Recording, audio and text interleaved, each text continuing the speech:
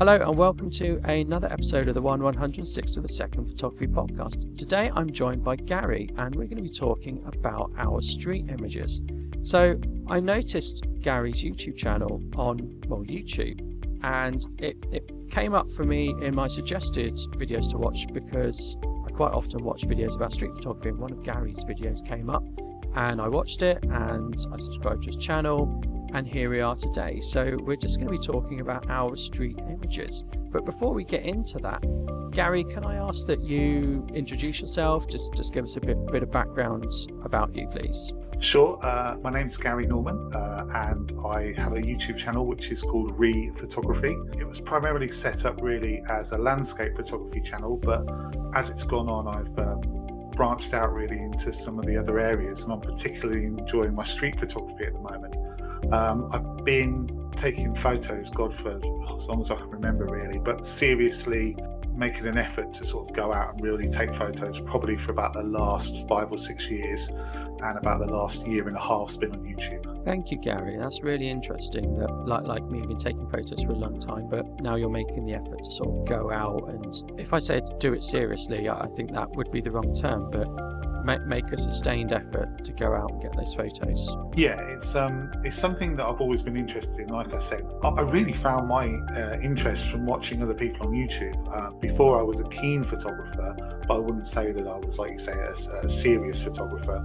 I was more of a keen amateur, and I just needed that little push to get me going out, and watching a few others on YouTube has really done that. So yeah, it's been really, I've really enjoyed it, I have to say. Good. And roughly how often do you go out and get some photography done, Gary? My channel, I try and put out weekly content, so at least once a week, and that, I don't really go anywhere now without vlogging it. So probably I try and get out at least once a week.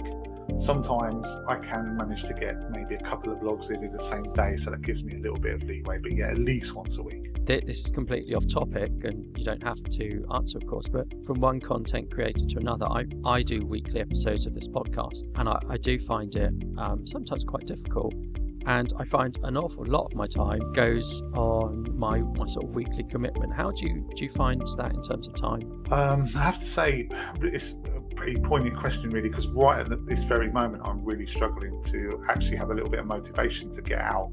It is difficult because when you're doing weekly content, you're putting yourself under pressure really to get something out. You're giving yourself a deadline, so it can take away the enjoyment a little bit at times, but yeah, it is a struggle. And also, like you say, it's not just the going out and taking photographs, it's setting it up, it's pre-planning everything, and then it's also the post-processing at the end of it. So there is quite a lot, and this time of year I do struggle a little bit, but it's not too bad. I think as well for myself and Gary, this isn't the first time we've tried to set this up. I have been a letdown in the past, and I've had to cancel on Gary just because life got in the way, and I think my life's fairly hectic at the moment anyway. Life does have a habit of getting in the way and throwing up some things that get in the way of pursuing your hobby and getting content out, unfortunately. Most definitely. My wife has MS, so I'm her primary carer, so obviously I have to juggle the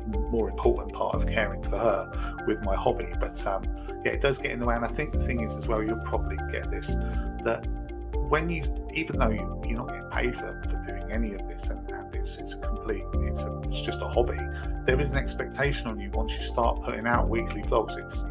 People will be, but where's your blog this week? What's going on? And it can be quite tricky. I've not had that, but then I did sporadic. This was quite sporadic, and then I said, no, I'm going to do it weekly. And I do apologise if you tuned in or you're listening for a street photography. We haven't quite got there yet.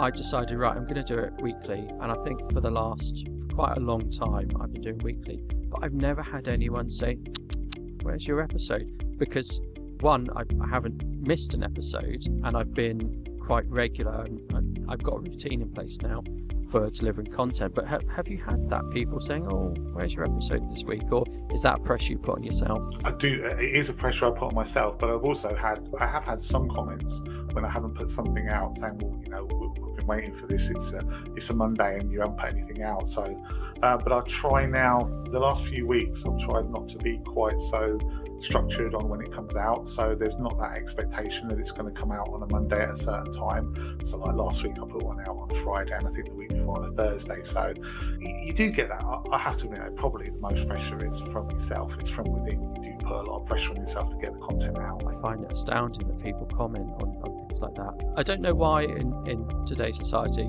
things surprise me anymore. Right, I will start. This is my first image, and I love going into London to shoot, and I'm quite fortunate in that I live fairly close to London, so I can nip into London. I can read my book on the train. It's a nice thing going in something like a nice cup of coffee, grab some food, do some photography, and when you're in London, you can get a good image anywhere. Everything can be shot. This image, I took a whole bunch of cameras in with me and other equipment, and I just ended up using the one camera, and it was a compact camera. It's the Olympus TG5, and I've got to say I really like the camera. No one was threatened by me. I don't go around with a DSLR, and it has a bit of image stabilization, not the best. It's 12 megapixels, so I'm happy with that, and it just works via aperture priority. This isn't one of the first images I got on that trip, but this is one of my favorite images. Hold the handrail. So for those people at home, I'm going up an escalator, and you get this warning on sort of the vertical part of the stairs in the escalator that face you, and this just says hold the handrail. And it was, I really dislike in London when I'm in a rush and I'm trying to go up the escalator on, I think, the left hand side. I'm trying to walk up, and there were people stood in the middle of the escalator. Well, I did that because there was no one else on the escalator. I stood right in the middle, and I crouched down, so I got a low shot. So it looks like Stairway to Heaven really. We've got this bright light at the top, and we've got nice leading lines that go towards the bright light in the escalator, and we've got this horrible yellow dirty writing of hold the handrail. And interestingly, I edited this on my iPad on the way home on the train, so it's a little bit noisy. I did try it in black and white, and I stuck with the colour in the end. I much preferred it. What are your thoughts, Gary? Well, firstly, I actually really like the image. I like the yellow. I think that for me, when you're doing street photography, coming from a landscape photography background, it's so much. You've got so much more freedom when you're doing street, because you don't have to get everything in focus. You can play with your composition, you can play with, like I say, depth of field, and I really like in this image, I really like the grungy nature of it. I like the fact that the writing is, it looks dirty, it looks like it's been kicked around quite a bit, and I like the leading lines that are taking you up to the nice bright lights at the top. It's sort of taking you somewhere. It's saying that you're heading off into somewhere better than where you currently are. So yeah, I mean, I like the image a lot, and the hold the handrail is really quite strong in the foreground, which kind of makes it a very strong image. And also I like the fact that you've got the diagonals of the yellow guide rails are coming out to the edges of the picture, so it shows that you've got a nice sort of centralized image. No, I agree. Particularly, I can't remember what tube station that was, but particularly you do get this nice sense of freedom when you reach the top of the escalator. You put your card in the machine and you're out past those barriers. That's nice. Let's look at the next image. Again, this is one I like. Same camera.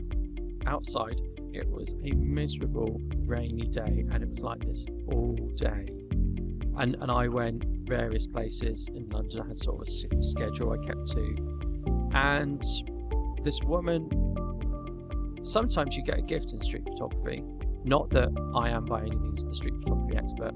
And this was that gift. We've got what looks like a red, I don't know whether it's a phone box. I don't think it is a phone box. It's just a big red box that's metal.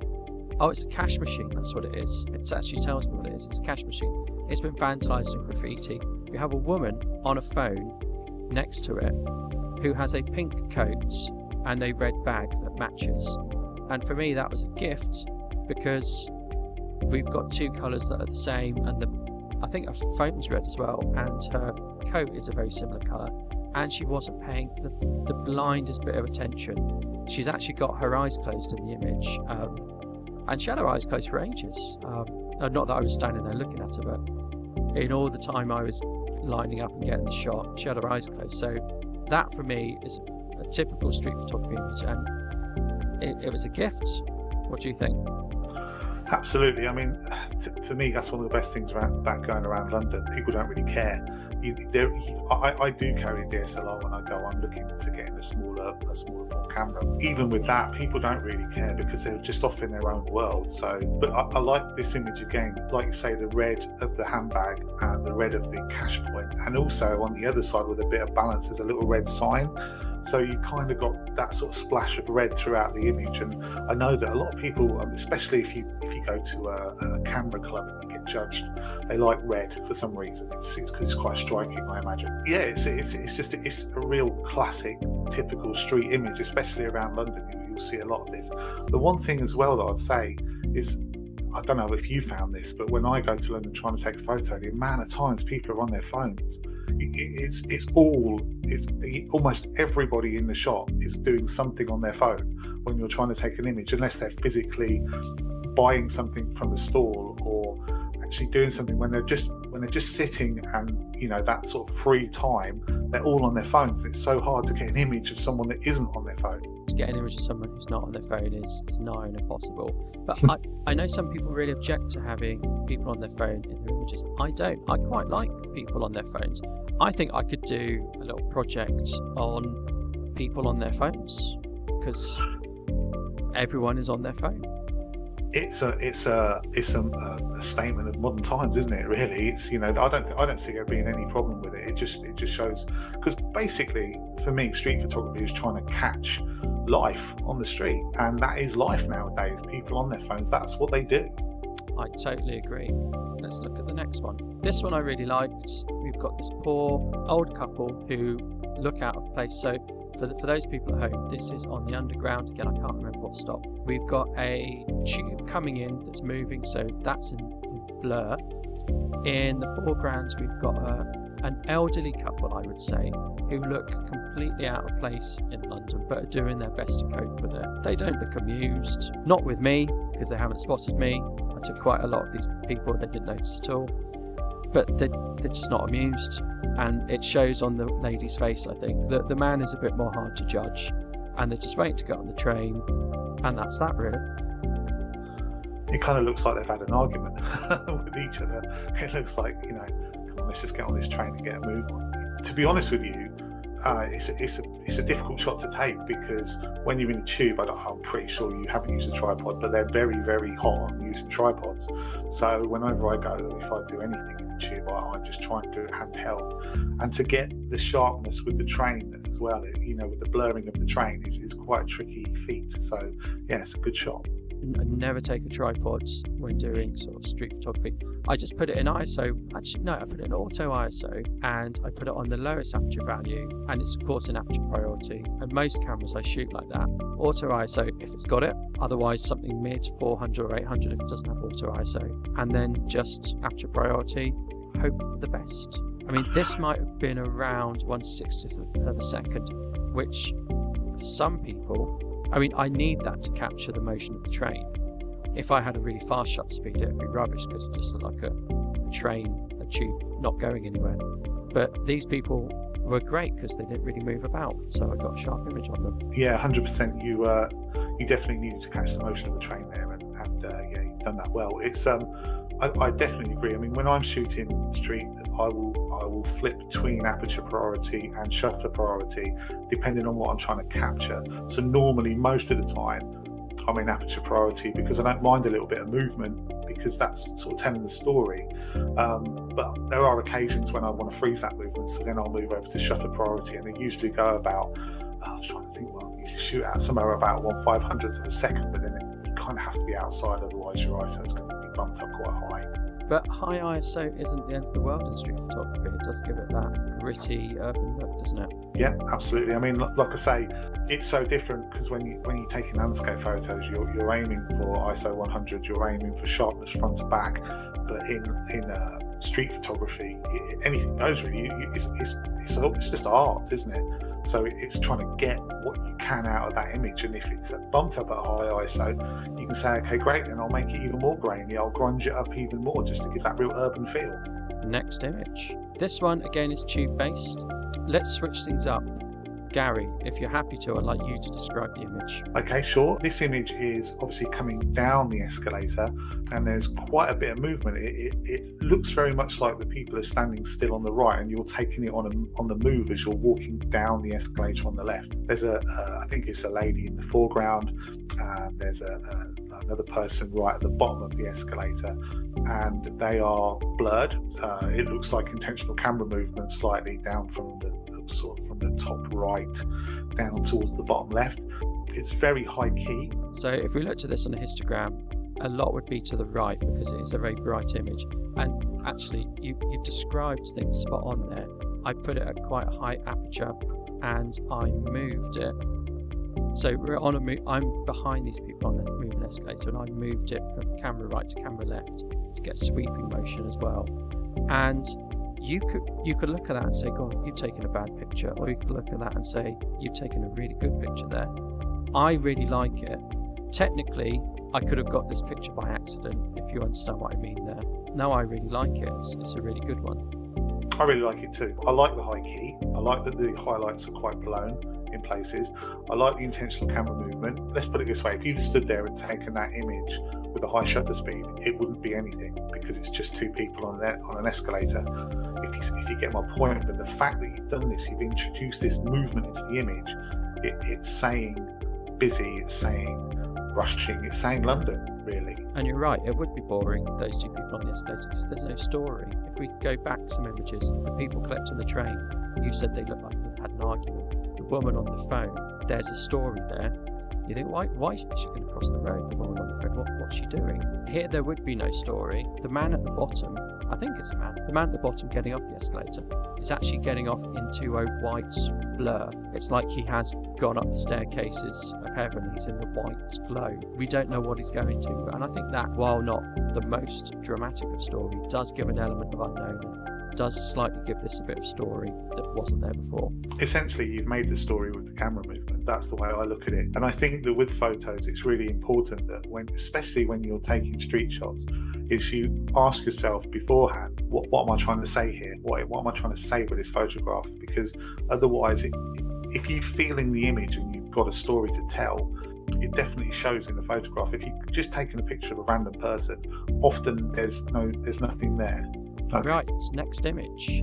It's people with umbrellas on that horrible rainy day. They're all at different angles, people in the group, but predominantly people are queuing for something. I don't know what they're queuing for. I raced past once I'd taken the image. I ran away. Not that anyone would notice from the way they're positioned. I find this one interesting because you've got all of these people with umbrellas. The story here is, what are they doing? Because there's no facial expressions, because there's no faces in the image at all. I probably would have liked to have seen just one face. If you could have just got one face looking at you, just for a little bit of difference with the other ones, that would have made it a really, excellent image. But it's still a good image as it is. And the story here is, what are they doing? Everything about the image tells the story of the day. You can tell, obviously because they've got umbrellas up, but you can really tell that it's a grey, miserable day. They all look pretty miserable, even though you can't see their faces. Their body language is saying, oh God, just get me out here. I agree. It would have been really nice to have face looking at us. The vast majority of umbrellas are all different. It would have been really good if they were either all the same or all completely different. We've got those classic black umbrellas there. Well, I don't know that they're black. They could be red or dark blue. But in the image, in the black and white image, they look black, most of them. But in the sort of closer foreground, a group of women who have completely different umbrellas. Maybe they're a bit more individual than the other queuers, who knows? Often as well, if you can get an image that's quite uniform. So if you had all of those umbrellas exactly the same, other than just the one, that really makes that, makes the image something. It makes it stand out because you've got that one different thing amongst a lot of uniformity. Right, let's have a look at the next image. Again, we have someone on their phone. So we have two girls shopping in maybe Oxford Street. They've got their umbrellas up, and that's that. It's not the best image, in all honesty. It's a real social commentary though, isn't it? Because they're obviously together, and instead of chatting to her mate, she's on the phone, which is interesting. I think though, it's reasonable. I mean, rainy days always make for good images as well, because if you look down on the floor, you've got all these reflections, and I think they add something to the image. They make it a little bit more interesting. Yeah, let's move on to the next image. Gonna skip that. This one I like. So this isn't from the same day. This is from a different day in the summer when it's incredibly hot. And this was shot on a Fuji X70, I think. And this was just at the Southbank Centre. This is just me looking up at pattern in the construction of the hugely concrete Southbank Centre. So you've got these sort of square hollow bits in the roof basically, and some have lights poking through and some don't, and I've just sort of got a cross section of that. And this is what I'm talking about with the uniformity and the one odd thing that's within the image. So you've got all these uniform squares, and then you've got, I assume that's a light in the top right hand third, and that just draws your eye across because you're so concentrated initially on looking at the squares, and you think, oh, what's that? And that adds a bit of interest to the image. So yeah, I mean, I like that one quite a lot. And let's have a look at the next image. I've mainly taken a picture of the staircase in front of the Southbank Centre because the staircases are semicircles, and I thought that sort of was quite a good juxtaposition against the squareness of the Southbank Centre. Yeah, I mean, you've got some interesting geometric shapes. I mean, photography is quite a lot about shapes, isn't it? Even when you've got people in it, it's also about the different geometric shapes you can get into the image. I like this one.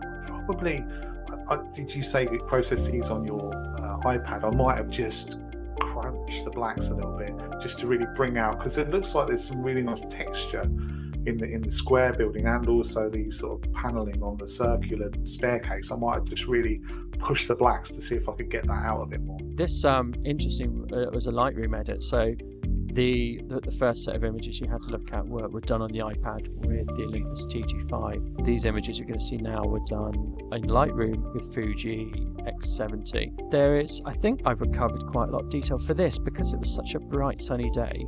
I think I put it in the camera in f8, just put it on a low ISO because it was so bright, and again did aperture priority, and I was getting ridiculously quick shutter speeds. It was one of those days where you don't actually want to go outside. Do you remember those? It seems odd now. We're in October and it's cold.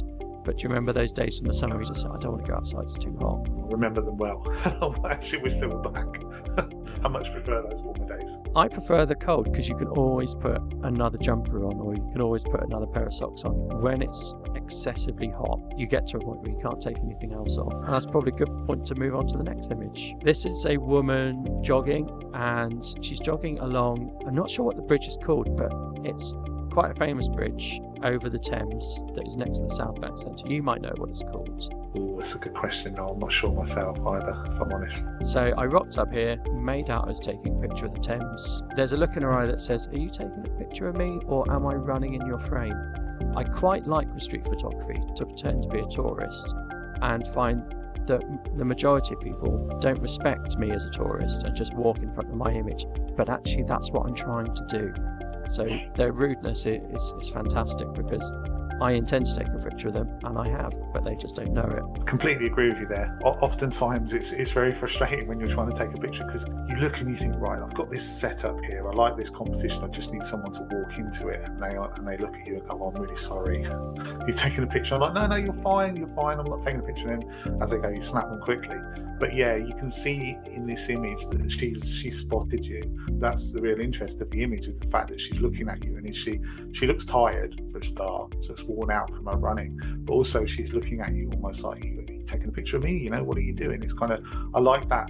I think sometimes street photography is quite good when you get that confrontational look on someone's face. It brings out a little bit of, what's the word I'm looking for? Not aggression, but conflict within an image. Also got nice leading lines of the rail as well in the background. Yeah, and I like the way that they're ever so slightly dropping out of focus as they go back as well.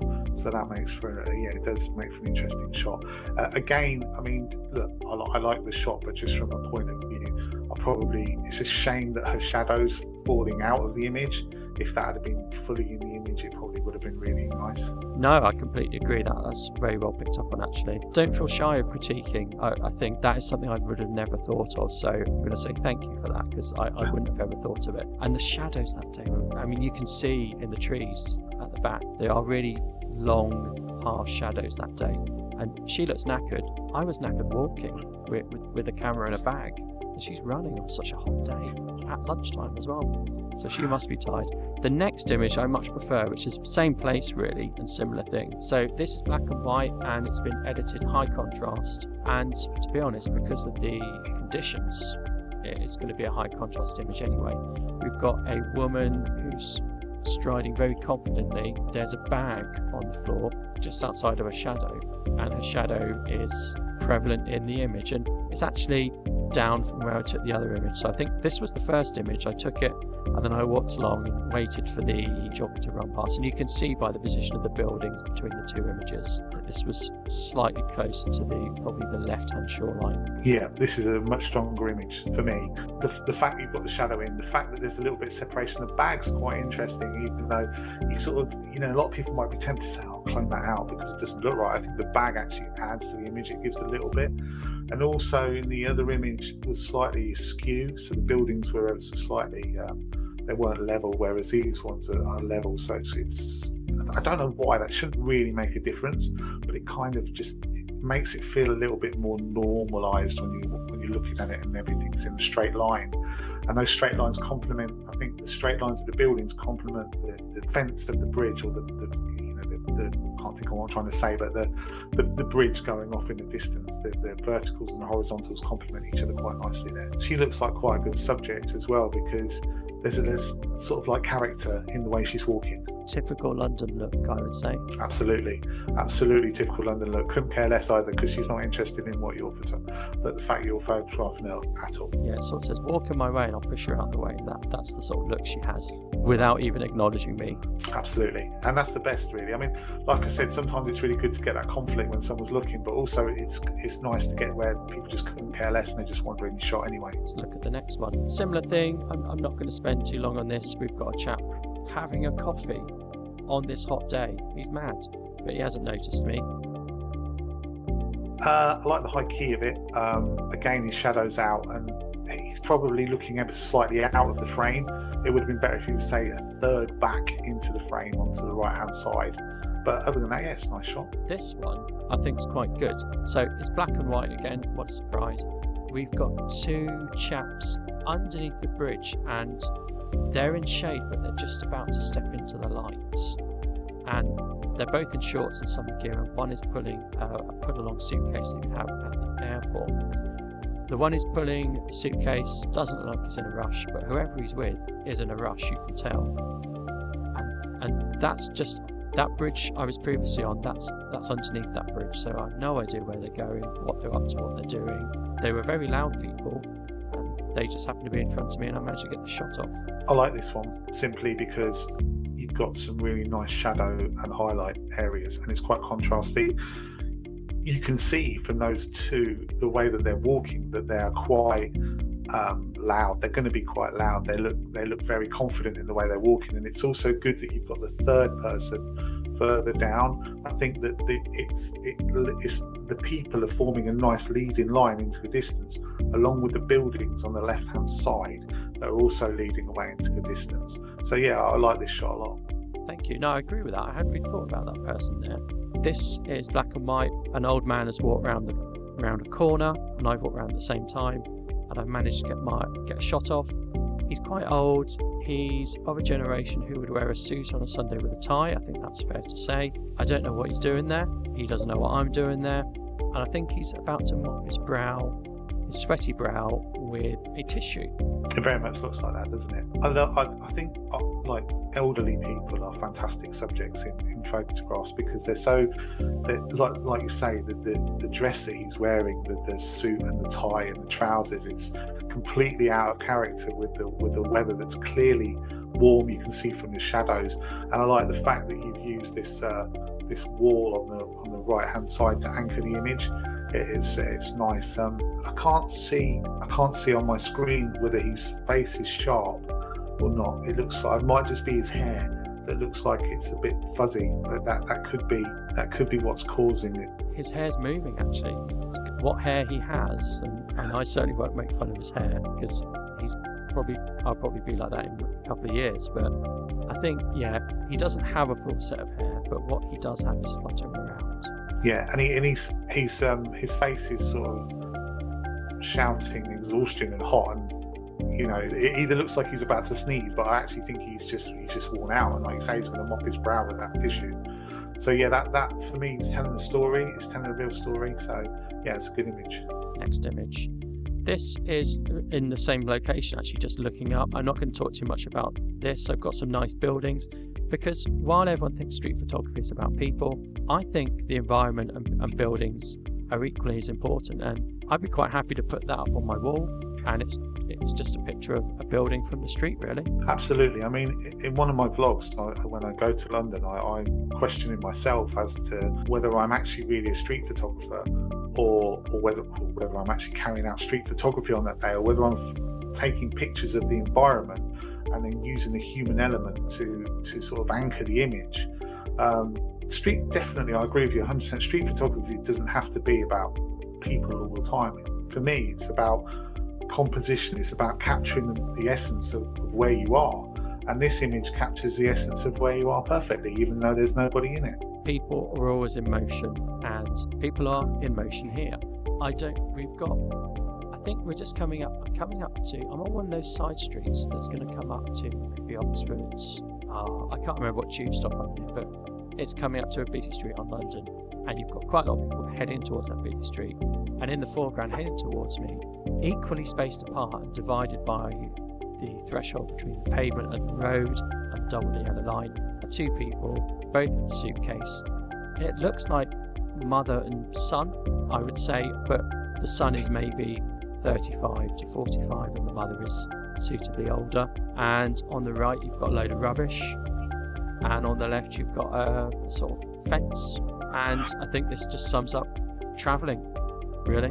I think this sums up London perfectly. I think that sometimes the quieter side streets are actually the better ones to get images from, because you can pick out individual people, or in this case a couple of people, and they really stand out strongly, whereas sometimes when you're on the main thoroughfares of London, you've got a lot of people wandering about, milling about, and you can't actually pick out certain individuals like you'd like to.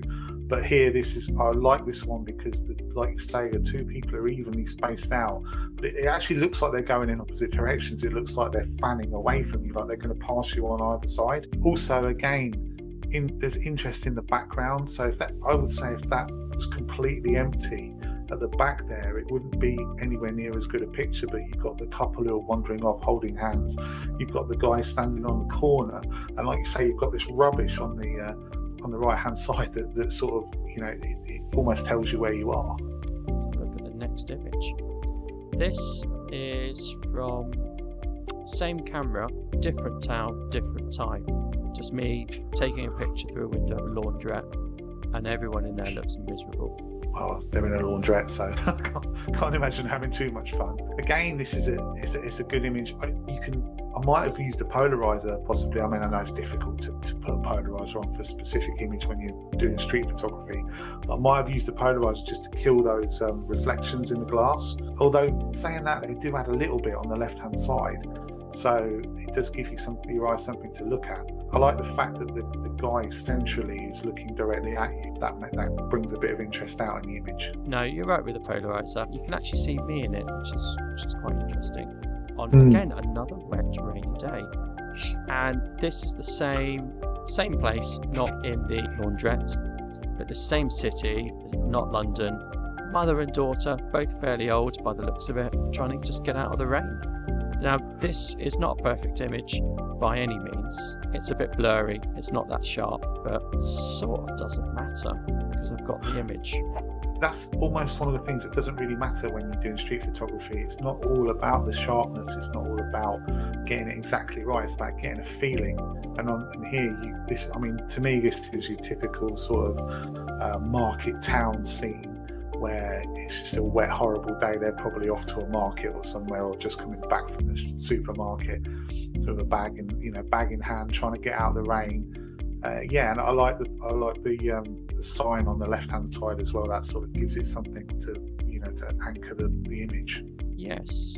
Yeah, this was my first attempt at street photography, and I've got an episode called Street Photography First Attempt, and this was one of the images I took from there, and I suppose I was learning my craft a bit on this one, and a lot of the images I took that day weren't sharp, and that was just user error. And that's what I like about street photography. It is difficult, and you do need to practice it. You don't get all the time in the world. You have to make snap judgments. You have to be a bit blasé and really just go for it. 9 times out of 10, no one will bat an eyelid. 1 time out of 10, someone will bat an eyelid, but just says, don't take a picture of me. But you've already sort of left by that point. So yeah, this was sort of my first foray into it, and I like it. I wish it was sharper, but there we are. I'm going to say thank you to Gary, because Gary's looked at my images. We don't really have time to look at Gary's images in this episode, because we've talked, quite nice to talk about things, and we've certainly gone into a lot of detail. But in the next episode, I'm going to see Gary's images, and we're going to have a little talk about Gary's street photography images. Don't forget, I'm on Twitter, and for the life of me, I can never remember the Twitter handle, but it'll be in the show notes. And do have a look at my Patreon page if you want to support the podcast, and do have a look at everything else in the show notes. And don't forget to check out Gary's YouTube channel. Thank you. Goodbye.